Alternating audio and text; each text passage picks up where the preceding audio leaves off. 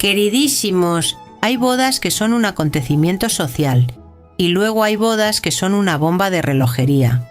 Hoy les traigo la historia de la mecha que unió dos apellidos destinados a hacer temblar los cimientos del poder: Martínez-Bourdieu y Borbón. Imaginen el cóctel. Por un lado, Alfonso de Borbón y Dampierre, un príncipe con sangre real, modales impecables y una ambición dinástica que le quemaba por dentro. Por otro, Carmen Martínez-Bourdieu, la nieta predilecta del generalísimo Franco, una joven cuya vida era una mezcla imposible de lujo asfixiante y vigilancia constante.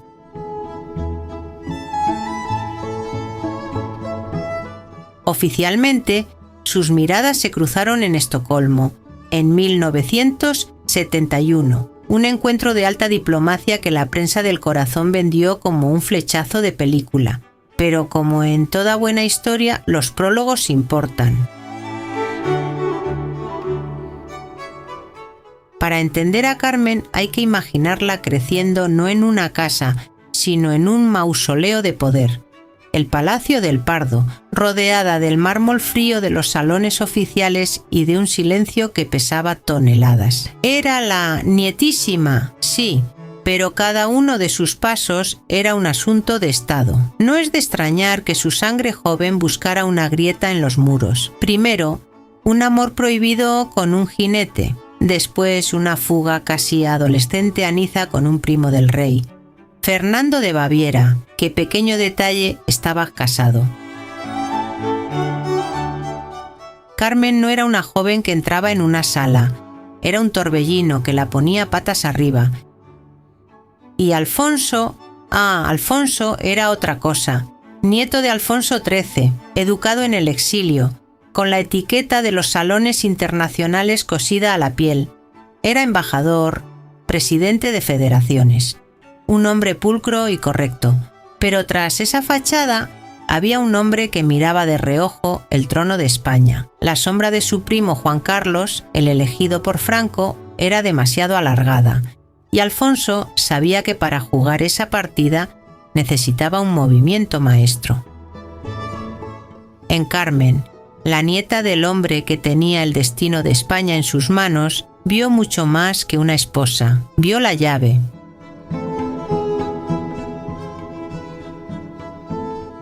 Así que volvemos a Estocolmo, 1971. Ella tiene 21 años y ansía devorar el mundo. Él, 37, y busca conquistar el suyo. En el brillo de las copas y el murmullo de las recepciones, no solo saltó una chispa. Dos mundos, dos ambiciones, colisionaron.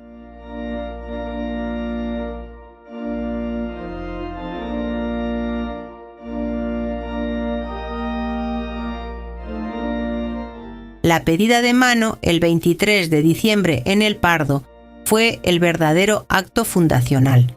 Con Franco como padrino de la novia, aquello no fue un compromiso familiar. Fue un pacto sellado bajo el peso de la historia.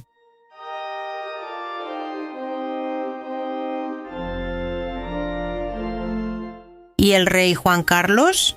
No es que no estuviera encantado, es que estaba alarmado. La unión Borbón-Franco olía a pólvora, a la posibilidad de una dinastía paralela con la bendición del régimen. Pura estrategia.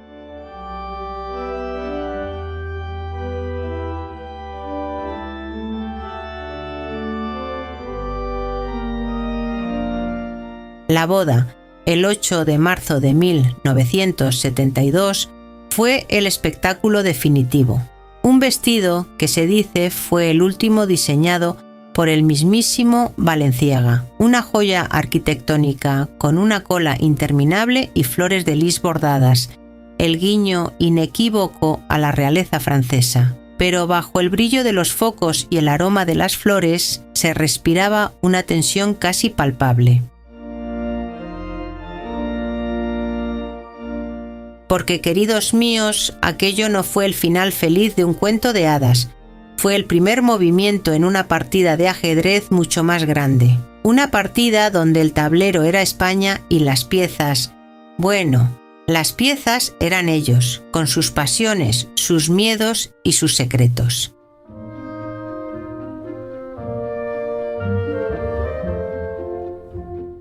Y en ese juego de poder y sentimientos, la pregunta nunca fue si se querían, sino ¿quién movía los hilos realmente? El confeti se barre, las luces de los fotógrafos se apagan y lo que queda es la vida real. La boda ya era historia, un tesoro guardado en las páginas satinadas de las revistas. Pero lo que no salía en las fotos era el eco de dos mundos que, ahora bajo el mismo techo, no sabían cómo convivir. Instalados en París, el escenario parecía perfecto, pero pronto se hizo evidente que escuchaban dos melodías distintas que, por más que lo intentaran, no conseguían componer la misma canción. Alfonso se movía como pez en el agua entre la rigidez de la agenda diplomática y los susurros de poder. Era su elemento, un Borbón en estado puro, meticuloso, formal, un hombre que vivía por y para el deber.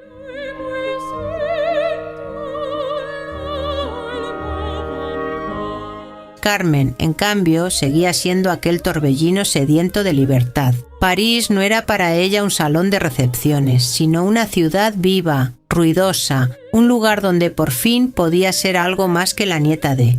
Buscaba oxígeno lejos del protocolo que para su marido era el aire que respiraba.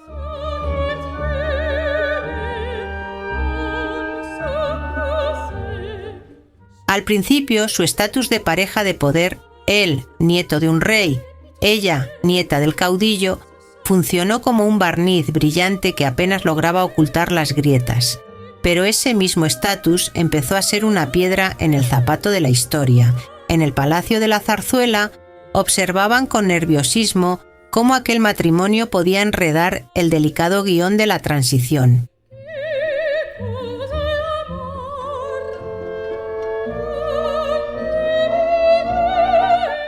Mientras la vida seguía su curso, llegaron los hijos, Francisco de Asís en 1972 y Luis Alfonso en 1974. La llegada de dos herederos debería ya haber sido el ancla, pero en su lugar solo pareció subrayar la deriva. Alfonso cada vez más volcado en sus funciones y en la sombra de sus aspiraciones. Carmen cada vez más decidida a encontrar su propio espacio, aunque fuera a miles de kilómetros.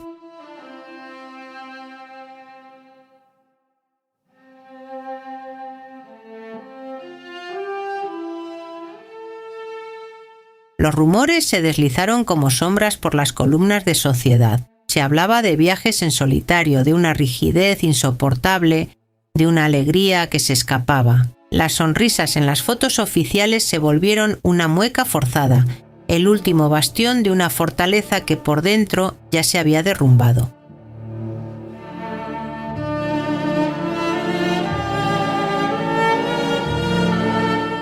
En 1979, el Pacto del Pardo se rompió. Primero la separación, luego el divorcio en el 82. Y finalmente, en 1986, la nulidad eclesiástica. La causa oficial atribuida a ella sonaba a sentencia de sobremesa. Inmadurez psicológica. Una firma elegante para culpar a la pieza que se había atrevido a salirse del tablero.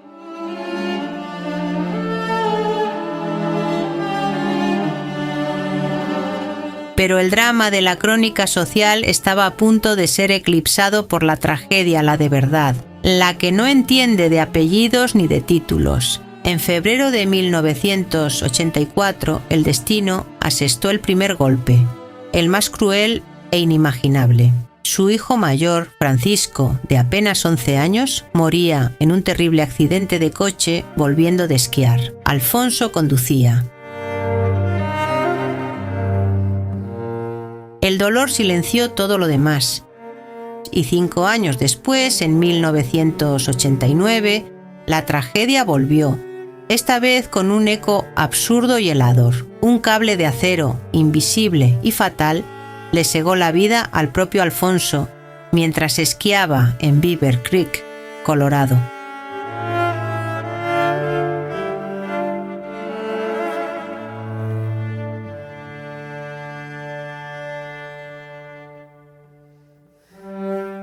El hombre que soñó con un trono, que vivió para la gloria, encontró un final abrupto y solitario en la nieve, de la pompa de los palacios al silencio blanco de una montaña.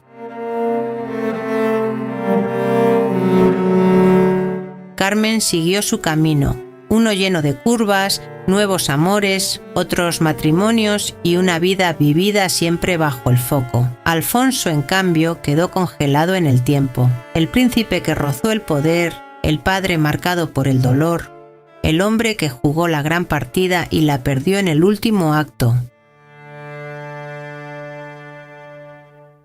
Y así, queridos míos, termina esta crónica. La historia de una boda radiante que escondía un pacto imposible. Un álbum de fotos donde las sonrisas se congelaron antes de tiempo y fueron felices y comieron perdices. Bueno, el fueron felices nunca pasó del brindis inicial.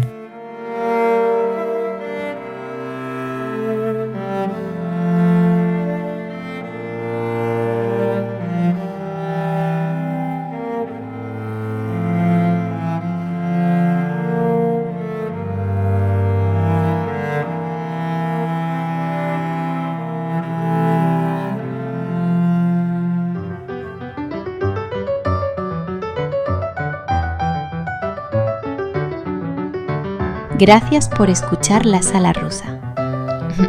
Antes de despedirnos, un favorcito que para nosotros es muy importante. Seguidnos en Spreaker, Spotify, YouTube, TikTok e Instagram para no perderos nada. ¡Happy! Y si os apetece invitarnos a un café, virtual pero cargado de cariño, tenéis toda la información en la descripción. Nos escuchamos en el próximo episodio.